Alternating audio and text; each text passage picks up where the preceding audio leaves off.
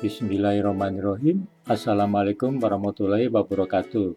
Shalom, Om Swastiastu, Namo Buddhaya, salam kebajikan. Salam sejahtera bagi kita semua. Salam jumpa lagi di channel Berbagi Ilmu. Mumpung lagi berhadapan dengan topik yang hangat saat menjadi reviewer untuk desain, mengingatkan kembali hal yang sama beberapa tahun yang lalu. Dan untuk menyegarkan kembali, maka saya angkat topik ini yaitu Parallel Cable Balance Current Distribution atau rekomendasi penataan kabel single core untuk multi paralel circuit. Untuk keperluan mengalirkan arus beban yang besar sebagai pengganti basdak, digunakan solusi yang lebih murah, yaitu dengan menggunakan pengantar kabel paralel untuk setiap fasanya. Misalnya 4 kabel setiap fasanya. Di video ini selain menggunakan pendekatan praktis, juga menggunakan pendekatan berbasis teori, tinggal dipilih yang mana yang lebih cocok. Pendekatan pertama lebih cocok untuk para praktisi, sedangkan pendekatan kedua berbasis engineering. Susunan yang manakah yang paling optimum? Monggo untuk disimak lebih lanjut. Silakan klik subscribe jika ingin selalu mendapatkan update. Atau silakan berpartisipasi dengan klik like, share, atau memberikan komen agar channel ini berkembang. Akibat dan penyebab atau root cause.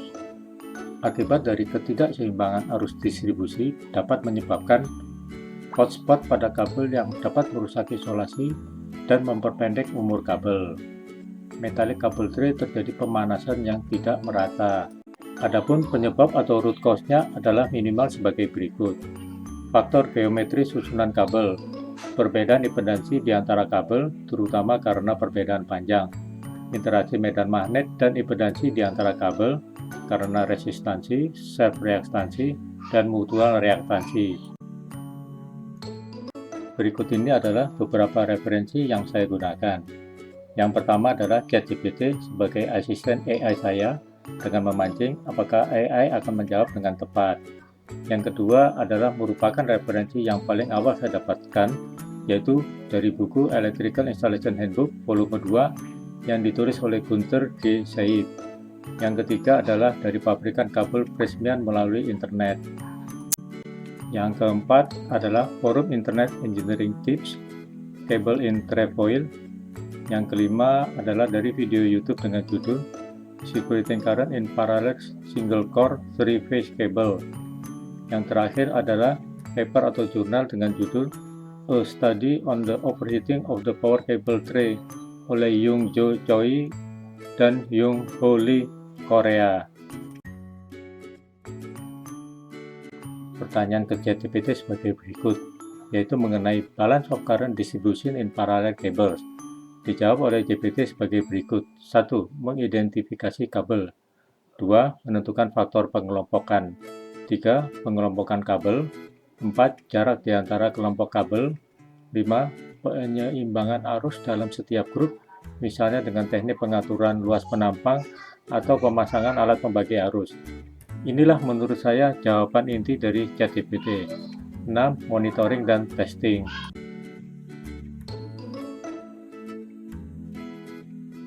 Pertanyaan yang sama persis diajukan kembali, tetapi dengan jawaban yang berbeda. Inti jawabannya yaitu transposisi kabel. Dari kedua jawaban ChatGPT tersebut, menurut saya belum terlalu sreg jawabannya, tetapi memberikan horizon tambahan. Dari buku Electrical Installation Handbook volume 1, pada halaman 531, langsung merekomendasikan pengaturan formasi yang memberikan keuntungan, baik untuk konfigurasi flat atau rata, maupun untuk konfigurasi trefoil. Jika ingin tahu lebih detail, disarankan untuk membaca handbook dari Siemens terkait dengan power cables and their application. Dari website Prysmian mengenai phase sequence and cable arrangement configuration yang mengambil beberapa referensi sebagai berikut. Electrical High Current Facilities Regulation IEC 60364-5-52 2009, Inhoud Power Cables and their Application Part 1 menyarankan beberapa formasi yang direkomendasikan pada gambar-gambar berikut. Gambar 3. Formasi flat pada kabel di lantai. Lihat urutan fasanya RST, TSR, lalu berurang dan seterusnya. Gambar 4. Formasi flat pada kabel 6 single core di lantai dengan netral. Lihat urutan fasanya N1, RST, TSR, N2. Gambar 5. Formasi flat pada kabel 6 single core di lantai dengan netral 2 lapis. Lihat urutan fasanya N1 RST di lapis atas dan N2 TSR di lapis bawah. Gambar 6. Formasi trefoil pada kabel 6 single core dengan netral. Lihat urutan fasanya N1 RTS lalu STR N2. Gambar 7. Formasi flat pada kabel 9 single core dengan netral. Lihat urutan fasanya RSTN1, TSRN2, RSTN3. Gambar 8. Formasi flat pada kabel 9 single core dengan netral 3 lapis. Lihat urutan fasanya RSTN1 di lapis paling atas, TSRN2 di lapis tengah, dan RSTN3 di lapis paling bawah. Gambar 9. Formasi trefoil pada kabel 9 single core dengan netral. Lihat urutan fasanya RTSN1, lalu RTSN2, lalu RTSN3. Berbeda dengan formasi trefoil lainnya, di sini terlihat bahwa pengaruh netral membuat urutan fasa tetap yaitu RTSN. Gambar 10. Formasi flat pada kabel 12 single core dengan netral. Lihat urutan fasanya N1 RST, TRSN2, N3 RST, TRSN4. Gambar 11. Formasi flat pada kabel 12 single core dengan netral 2 lapis. Lihat urutan fasanya N1 RST, TRSN2 pada lapis paling atas dan N3 RST, TRSN4 pada lapis paling bawah. Gambar 12. Formasi trefoil pada kabel 12 single core dengan netral. Lihat urutan fasanya N1 RTS, STRN2, N3 RTS, STRN4. Inilah rekomendasi dari pabrikan kabel untuk paralel sirkuit 2 paralel sampai 4 paralel. Contoh dari referensi keempat dari forum internet Engineering Tips, Cables in Trefoil. Formasi trefoil pada kabel 9 single core. Lihat urutan fasanya RTS, STR, RTS. Dapat dibandingkan dengan format trefoil dari pabrikan. Contoh dari referensi kelima adalah dari video YouTube dengan judul Circulating Currents in Parallel Single Core 3-Phase Cables. Pada video YouTube ini boleh dikatakan pendekatan engineering murni dengan durasi yang cukup panjang yaitu hampir 53 menit. Penjelasannya sangat rinci dan bagi yang suka rumus dan engineering, monggo untuk diikuti lebih lanjut. Dari screenshot pada menit ke 46 detik 30 yang merupakan summary dari simulasi dapat dianalisa sebagai berikut. Lihat susunan flat A1, B1, C1, A2, B2, C2. Terlihat bahwa terjadi unbalance yang maksimum. Lihat susunan trefoil yang identik. Terlihat bahwa terjadi unbalance atau arus urutan 0 yang cukup besar, kira-kira separuhnya dari susunan sebelumnya. Lihat susunan flat A1, B1, C1, C2, B2, A2.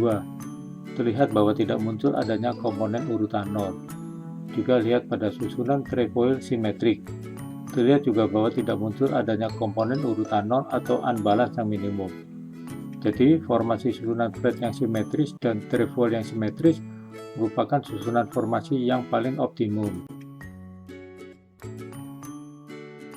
Contoh dari referensi 6 adalah paper atau jurnal IEEE dengan judul A Study on the Operating of the Power Cable Tray oleh Young-Jo Choi, Heung-ho Lee dari Korea.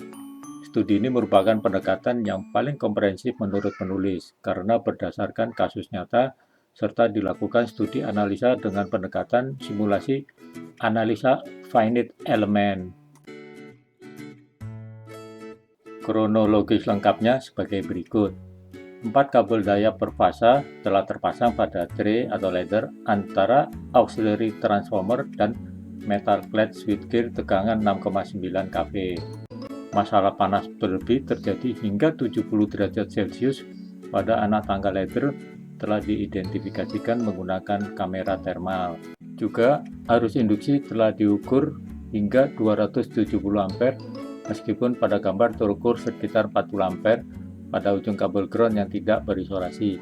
Arus ini merupakan arus urutan 0 karena terjadi ketidakseimbangan seperti yang sudah dibahas sebelumnya. Untuk mempersingkat, saya langsung gunakan gambar 10 yang merupakan grafik ketidakseimbangan arus dan rugi-rugi pada konduktor. Terlihat bahwa ketidakseimbangan arus paling kecil terjadi pada formasi flat 2 dan trefoil 2. Demikian juga untuk rugi-rugi pada konduktor, paling kecil terjadi pada flat 2 dan trefoil 2. Dengan demikian dapat disimpulkan bahwa formasi yang paling optimal adalah flat 2 dan trefoil 2. Juga disarankan penggunaan material non-magnetik seperti aluminium untuk kabel tray atau ladder untuk menghindari atau mengurangi hotspot temperatur. Dari pemaparan sebelumnya, dengan demikian dapat disimpulkan sebagai berikut. Kabel paralel dapat menggantikan busduct karena solusi yang lebih murah dan praktis. Faktor geometri susunan kabel, perbedaan impedansi karena panjang, dan interaksi medan magnet dan impedansi di antara kabel sebagai sebab utama terjadinya ketidakseimbangan atau arus urutan 0. Formasi kabel yang paling optimal adalah formasi yang simetris, yaitu flat 2 dan trefoil 2. Meskipun demikian, dalam dunia nyata, sulit untuk mendapatkan hasil yang benar-benar ideal alias tidak terjadi arus urutan 0. Penggunaan kabel tray atau ladder dengan bahan non-magnetik seperti aluminium dapat menghindari atau mengurangi hotspot temperatur. Dengan sampainya di bagian akhir dari video ini, semoga pembahasan mengenai penataan kabel single core paralel sirkuit dapat memberikan manfaat kepada kita semua. Terima kasih telah melihat video ini sampai akhir.